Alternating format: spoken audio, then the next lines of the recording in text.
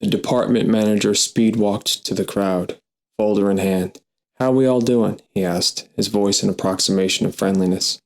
A retired cop with a master's in social work, he carried himself like a tourist, trying too hard to look like a native, making too much eye contact, and overmodulating his voice as he spoke the language, doing all he could to hide the beaming, the happiness of working in the world of social services. Eric pointed to the file. "Present?" he asked. The manager held it up like a kid with a stick surrounded by barking dogs. "Eeny, meeny, miny, Colson," he said, pointing it directly at him. "Really? When are we going paperless like the rest of the world?" Colson's like really busy," Tiffany said. "Everyone's busy." "But he brought a woman back from the dead," Eric said. A couple people mumbled, laughed. "What's that?" The manager looked around, fearful he'd missed some joke or dropped his passport. "I've got a twin I never met up in New England somewhere. Brought a woman back from the dead." A breath and a sigh from the manager, then, "Right, we go paperless in January." Colson wanted to say, "Look at my cubicle. Seriously, there's a limit to what one man can take on. 80 open cases plus one equals about 20 too many." But he said nothing. His hand reached out, the file found its way, and the manager nodded, a signal for the rest of the crowd to disperse, get back to work.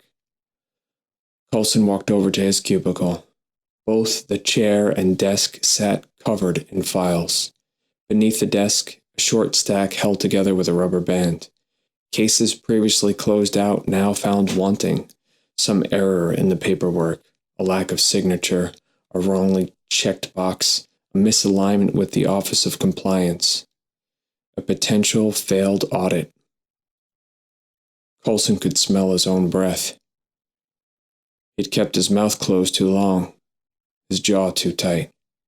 He could feel it in his neck, a worsening, a heaving halted, a knot growing. 3 encores as a puppet, then Doug came back into himself in a soundless scream, a forcing back to one reality, a vague sensation of un-everything floating in front of his eyes, and then he got on the bus, unable to recall changing out of his sweaty costume, unsure whether or not he drank the water or Gatorade given him by one of the assistants, simply a hand at the end of an arm that belonged to no one with a face. On his way to the bunk in the back, he caught sight of the intern, book in her lap, phone in hand, thumb scrolling, blue light glowing up at her face, and he felt a stirring, a wanting that felt alien to him, no analog to previous experience, some desire for connection, as though he needed some female mentor, a distant cousin he could tell everything, every truth hidden from his mother, the manager, the public. Drained, he dragged himself away from the feeling and into bed, plunged himself into the world of dreams. What seemed like a minute later, he opened his eyes, looked at his phone, and saw that he'd slept 8.5 hours, at least. He walked to the lounge where he found Mindy, the intern, chatting with Ron, the bass player. "Good morning, sunshine," she said to him with a tone in her voice he couldn't wrap his head around. Sweetness or sarcasm or somewhere in between. Ron grinned at him, like a half-mad uncle in his late 40s but forever 29, on the edge of discovery or conquest. "Cup of coffee, Doug?" he asked, and kept grinning. He wanted no interruption from his time with the girl. That much Doug could see. "Nah, you need something else. You need some straight hardcore to wake you ass up." Ron rattled off a list of names, the exploited, subhumans, MDC, Bad Brains, Black Flag, then waved him off like a dog or a dismissed kid. "Go look him up on your favorite app," he said, and Doug went, found his favorite seat by the window, put his earbuds in, tapped on Spotify and found Subhumans. At first he couldn't think. The English voice shouting in his ears, the abrasive music, then he felt it, a rising excitement, a touch of fear, black comedy, energy, and anger all at once, a combination he'd never experienced before. a feeling he needed and lacked, a nutrient deficiency that caused a seemingly endless and varying list of minor to moderate annoyances. Low-grade fevers, less than adequate sleep, mental fogginess, low energy, poor social skills, and negative self-image. Doug felt much better now, and when the song ended, he listened to the next, barely seeing the world as it passed outside the window. The nameless one climbed onto the counter to avoid the press of bodies. The crowd continued to metastasize. People from the town, local news, a clergyman, a Tibetan monk from the temple up the street.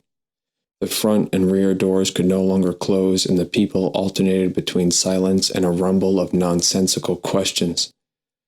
The nameless one would make a statement, now extends in all possible directions, but can freeze, expand, and crack.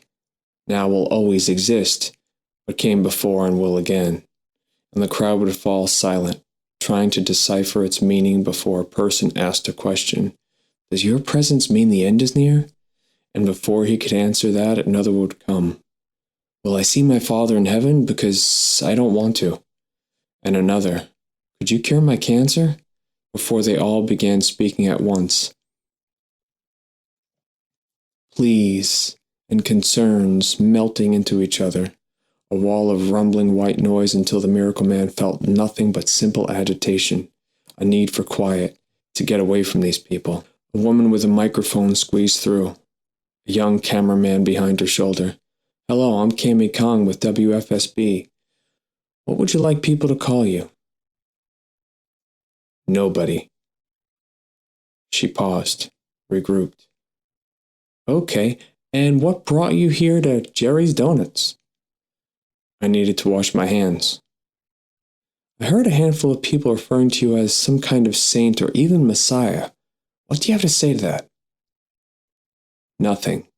He walked to the end of the counter, then onto the heads and shoulders and hands, then crouched and crawled over them to squeeze through the rear doorway, hopped down into the tail of the crowd, a line that formed from a series of rumors, snaking back behind the building, and each person looked at him, their faces shocked and awed, another round of hands reaching for him, and he pulled each off with his own movement, then said, Stop.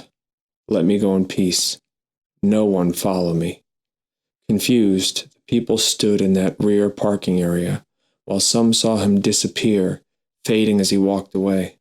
Others saw him explode into a cloud of glittering black dust, and others still swore he got into the back of a car blasting death metal music as it rode off. He walked until he got away from the center of town, beyond the college campus into a residential area where he came to a lake. A metal railing divided the small world beside the lake between sidewalk and street. On either side of the water itself stood tall trees, pine, oak, Japanese maple. Cars screamed by, coughing carbon monoxide and belching bad music. He stepped over the railing onto a small strip of land, followed it to the woods, and entered. He closed his eyes to better sense what occupied the space around him, hoped, for a second, that a bear or wolf would attack him. That something wild would tear him limb from limb, leaving a head without a body, laughing on the ground. Waiting for the black man from the donut shop to appear, wagging his finger at his failure, reconstituting him, then demanding him to continue pretending this world needed or deserved saving. Nothing dangerous roamed these woods. That he knew almost immediately as he walked further in, avoiding a well-worn path to come to a large fallen oak, upended by a storm, its base and root system exposed, a perfect partial blind, thing to lean his body against.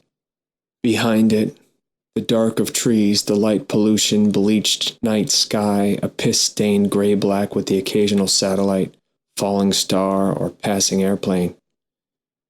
As he closed his eyes, the visions came, a world-sized wave crashing over an already abandoned city, a room full of refugees breathing smoke, a mass of people led by a small boy, smiling despite his hunger as he marched them over starved and scorched land, crushed glass, twisted steel, and bodies.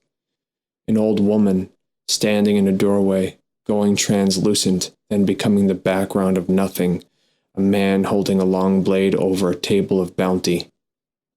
Giant root vegetables, a live pig, face empty of all expression. A large book filled with empty pages, a forest covered in black ice, the moon, a bright and glorious red violet, a chorus of anti-human sounds, an orchestra of formerly hidden souls, the freedom of a planet cut from its gravitational center, in free fall in an ever-expanding universe, wooden toy trains floating off their tracks, small boys and girls, blonde hair and red cheeks, watching as it all begins, the end of weight and sinking, the need to walk, a world now ruled by music.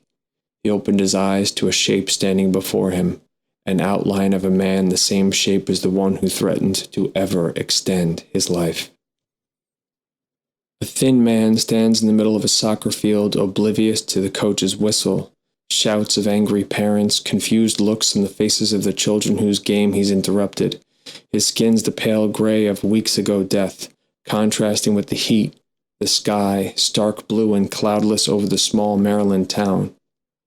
As the coach gets closer, he notices the man's face sagging, no longer fitting the skull, gums in the grinning mouth reneging on their promise to the teeth to hold on to them for safekeeping. Kids and their parents will later recall wildly different scenes. A human scarecrow, mentally ill person, a shadow made of light the color of stars and planets, a living public service announcement. Care for the sick and dying, for one day you'll count yourselves among them. Some will simply recall a man in a mask pulling a nasty prank, ruining a police athletic league soccer game for a bunch of 8-year-olds.